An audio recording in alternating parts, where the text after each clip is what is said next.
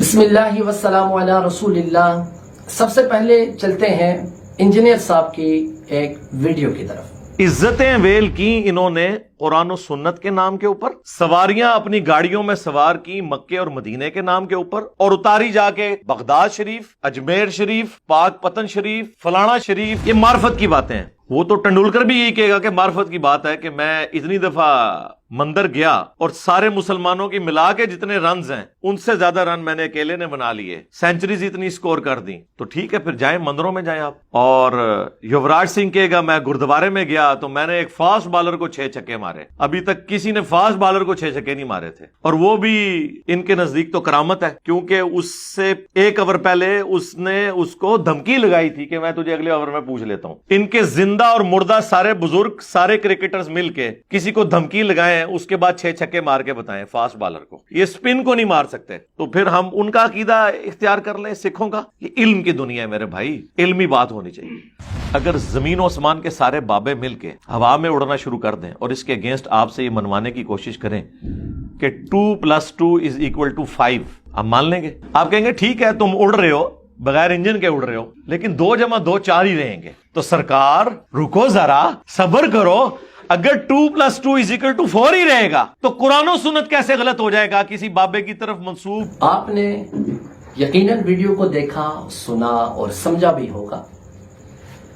Engineer محمد علی مرزا صاحب یہ وہ بندہ ہے کہ جو گستاخی میں، بے ادبی میں اس بندے کا کوئی ثانی نہیں ہے۔ پہلے نمبر کا بے ادب اور گستاخ پاکستان کے اندر، یہ جہلم کے اندر پتہ نہیں کہاں سے وجود اس کا ظاہر ہوا۔ انبیاء کرام علیہم السلام کا یہ بے ادب و گستاخ، صحابہ کرام علیہم الرضوان کی بے ادبی اور گستاخی میں پہلا نمبر اس کا۔ اولیاء کاملین کی بات ہو تو وہاں پر بھی بے ادبی اور گستاخی، اور بعض اوقات اللہ تبارک و تعالیٰ کی ذات کے حوالے سے بھی ایسے غیر محتاط قسم کے کلمات اس کی زبان سے نکلتے ہیں کہ موصوف کو یہ نہیں پتا ہوتا کہ میرا ایمان بھی ہے بھی یعنی کو ضائع ہو رہا ہے۔ تو اب موصوف جو ہے، آج جو ویڈیو آپ لوگوں نے سنی، اس کے اندر موصوف جو ہے اولیاء کاملین، اللہ تعالیٰ کے نیک بندوں کا کیسے مذاق اڑا رہا ہے، اور کہا یہ جا رہا ہے کہ جی لوگوں کو دھوکہ دیا جاتا ہے۔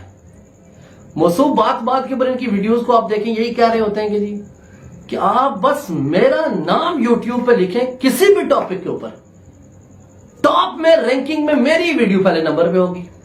تو ہم کہیں گے بالکل جی پہلے نمبر پہ ہوگی، جو گستاخی وچ پہلا نمبر جو تھوڑا ہی ہے، کسی اور کا ہے ہی کوئی نہیں، پہلے نمبر سے تو صحیح آنا ہے۔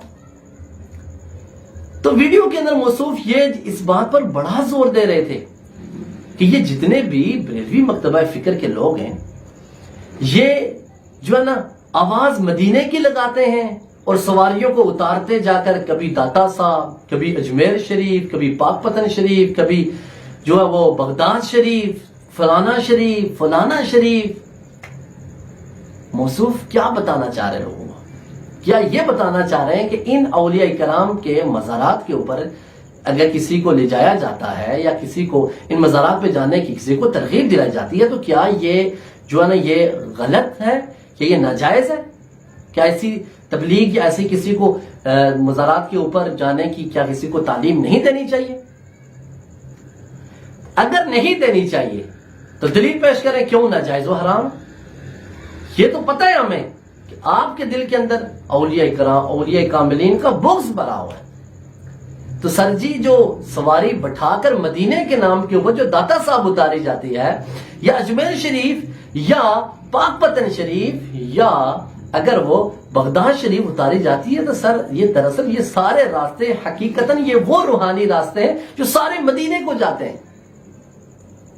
اور مدینہ طیبہ زادہ اللہ شرفا و تعظیما، یہ وہ جگہ ہے، روحانیت و نورانیت کا وہ مرکز ہے کہ جہاں سے روحانیت و نورانیت تقسیم ہو رہی ہے، اور روحانیت و نورانیت جو لے رہے ہیں یہ اللہ تعالیٰ کے وہ نیک بندے ہیں کہ جو روحانیت و نورانیت لے کر مختلف شہروں کے اندر، مختلف ممالک کے اندر دیگر عام لوگوں تک پہنچا رہے ہیں سرکار علیہ الصلوۃ والسلام کا فیض اور آپ کی روحانیت اور نورانیت۔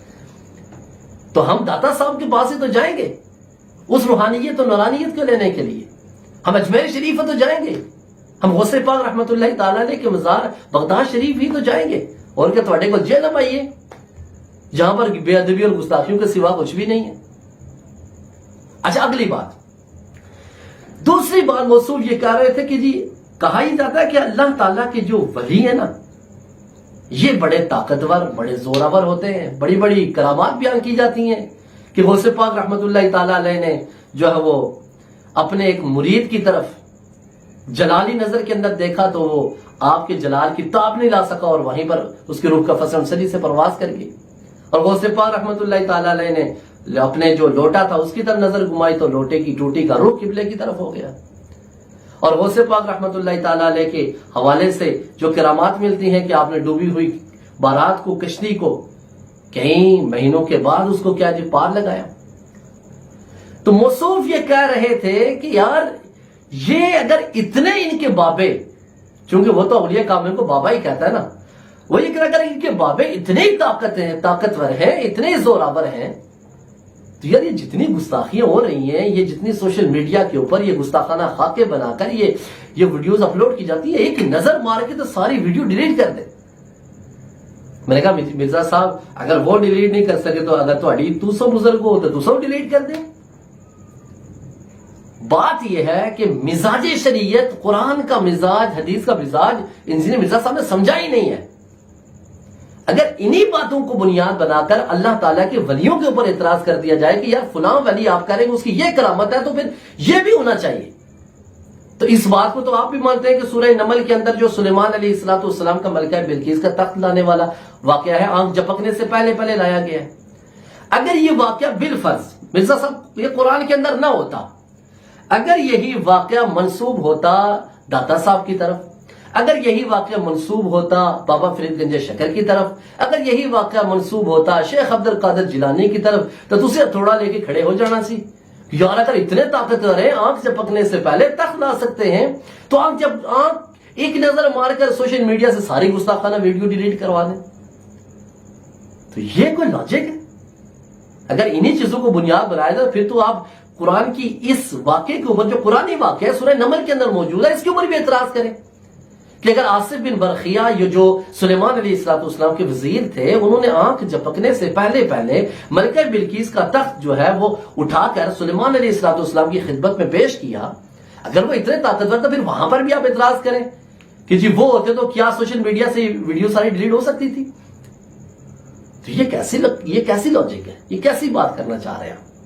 اچھا دوسری بات، اگر اسی بات کو بنیاد بنا کر اولیاء کاملین پر اللہ تعالیٰ کے نیک بندوں کی طاقت کا انکار کیا جائے، آپ کی کرامات کا انکار کیا جائے، حالانکہ ہم اولیاء کاملین کی جو کرامات ہیں وہ اللہ تعالیٰ کی عطا کردہ طاقت سے ہوتی ہیں، اور اللہ تعالیٰ ہی آپ کے وجود پر، آپ کی توسل سے آپ اللہ تبارک و تعالیٰ کیا ان کے ہاتھوں پر کرامات کو ظاہر فرماتا ہے. ہم تو اللہ تعالیٰ کی طاقت کے بغیر کسی کے لیے کرامت کے قائل نہیں، یہاں تک کہ انبیاء اکرام علیہ السلام کے معجزات بھی اللہ تعالیٰ کی طاقت سے ہی ان کا ظہور ہوتا ہے.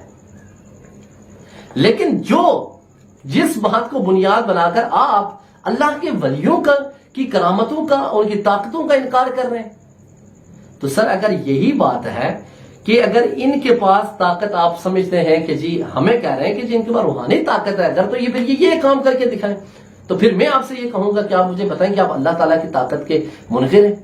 آپ یقیناً کہیں گے جی نہیں میں منکر نہیں ہوں، اللہ تعالیٰ ان اللہ علی کل شیء قدیر ہے. تو پھر سر جب اللہ تعالیٰ ان اللہ علی کل شیء قدیر ہے تو اللہ تعالیٰ بھی تو مٹا سکتا ہے سوشل میڈیا سے یا یہ جتنے بھی گستاخانہ خاکے، رب نے کیوں نہیں مٹائے؟ تو کیا اس کا یہ مطلب ہے کہ اللہ تعالیٰ کے پاس طاقت نہیں ہے؟ جو رب بیت اللہ کے اوپر حملہ کرنے کے لیے ہاتھیوں کا بہت بڑا لشکر آئے چھوٹی سے اپنی مخلوق ابابیلوں کے ذریعے اس کو شکست دے سکتا ہے، تو سر جب کئی سال پہلے جب مکہ مکرمہ کے اندر حج کے دوران کرین گرنے سے کئی مسلمان شہید ہوئے، تو کیا وہاں پر اللہ تعالیٰ اپنی طاقت کو ظاہر نہیں فرما سکتا تھا؟ اگر آپ کی بات کو لیا جائے تو پھر وہاں پر بھی آپ اللہ تعالیٰ کی طاقت کے بھی منکر بن جائیں. پھر آپ بات کے اوپر داتا صاحب رحمت اللہ تعالیٰ علیہ کے مزار کے اوپر اگر دھماکہ ہو جائے تو آپ کہتے ہیں جی ولی اگر اتنے ہی طاقتور تھے تو اپنے مزار میں دھماکے کو روک کے دکھاتے. تو سر جی اگر یہ تو چھوڑے بیت اللہ، آپ داتا صاحب کو چھوڑے سائڈ کے اوپر، داتا علی حجویری کے مزار کو سائڈ پہ رکھے، اللہ تعالیٰ کی طاقت پہ تو آپ یقین رکھتے ہیں نا. تو اللہ تبارک و تعالیٰ کا مقدس گھر بیت اللہ جو سب سے پہلے زمین پر تعمیر ہوا، وہاں پر اگر کوئی حادثہ پیش آتا ہے، اللہ تبارک و تعالیٰ کیا تو قدرت و طاقت نہیں رکھتا ہے اس کو روک سکے؟ تو جناب آپ مزاج شریعت، قرآن کے مزاج اور حدیث کے مزاج کو سمجھنے کی کوشش کریں۔ کسی ولی کی ہاتھ پر کرامت ظاہر ہوتی ہے یا نبی کے ہاتھ کے اوپر معجزے کا ظہور ہوتا ہے، سر یہ اللہ تعالیٰ کی مشیت کے مطابق ہوتا ہے۔ سر اللہ تعالیٰ چاہتا ہے تو ہوتا ہے، اللہ تعالیٰ کے چاہنے کے بغیر کچھ بھی نہیں ہو سکتا۔ تو جب اللہ تبارک و تعالیٰ چاہے گا تو وہ ہو سکتا ہے کہ جی کوئی اللہ تعالیٰ کا ولی نظر مارے، سوشل میڈیا سے ویڈیو ساری ڈیلیٹ ہو جائے۔ آپ کون سے ٹنڈولکر تو یوراج سنگھ کو لے کے بیٹھے ہوئے ہیں جی، انہوں نے اتنی سنچریاں ماری تو آپ ان کے بھی پھر جو ہے نا ان کو بھی اپنا بابا ماننا شروع ہو جائے۔ سر جی ایک کافر کی بات اور ایک مسلمان کے کلام میں بہت بڑا فرق ہوتا ہے، آپ پڑھتے تو آپ کو پتا ہوتا۔ آپ مجھے بتائیں قرآن مجید فرقان حمید کے اندر اللہ تعالیٰ ارشاد فرماتا ہے اخرجت الارض اثقالها، یہ زمین کل بروز قیامت اپنا بوجھ باہر نکال کر پھینک دے گی۔ اخرج، یہ اخراج کی نسبت جو فاعل وہ زمین ہے۔ آپ مجھے بتائیں مسلمان اگر یہ بات کہے کہ زمین اپنا بوجھ باہر نکال کے پھینکے گی، اس کلام کا کیا مطلب و مفہوم ہوگا؟ اور اگر یہی بات آپ کا ٹنڈولکر یا یوراج سنگھ اگر کہتا ہے کہ زمین اپنا بوجھ نکال کر باہر پھینکے گی تو اس کا معنی و مفہوم کیا ہوگا؟ مرزا صاحب دونوں کلام کے اندر فرق ہوگا۔ وہ اگر یہ بات کہے گا تو وہ مشرک ہے، مسلمان کہے گا تو مشرک نہیں ہے۔ کیوں؟ مسلمان کا مسلمان ہونا اس بات کی دلیل ہے کہ وہ اگر زمین کے متعلق یہ کہہ رہا ہے کہ زمین کل اپنا بوجھ نکال کر باہر پھینکے گی تو وہ مجازن زمین کی طرف نسبت کر رہا ہے، حقیقت نسبت نہیں کر رہا۔ لیکن اگر کوئی نان مسلم یہی جملہ کے بولے گا تو اس کا نان مسلم ہونا اس بات پر دلیل کرینہ ہے کہ وہ اسی زمین کو سب کچھ سمجھ رہا ہے کہ یہی سب کچھ کرنے والی ہے، تو اس طرح تو مشرک ہے۔ تو آپ جو ہے یوراج سنگھ اور کرکٹر کی باتیں جو اللہ کے ولیوں کی باتوں کے ساتھ کہاں پر ملا رہے ہیں؟ اللہ تعالیٰ مرزا صاحب آپ کو عقل سلیم عطا فرمائے، اللہ تعالیٰ آپ کو قرآن و سنت کا درست فہم عطا فرمائے، آپ کو ان بے ادبیوں اور گستاخیوں سے سچی پکی توبہ کرنے کی توفیق عطا فرمائے۔ آمین بجاہ نبی الامین صلی اللہ تعالیٰ علیہ وسلم۔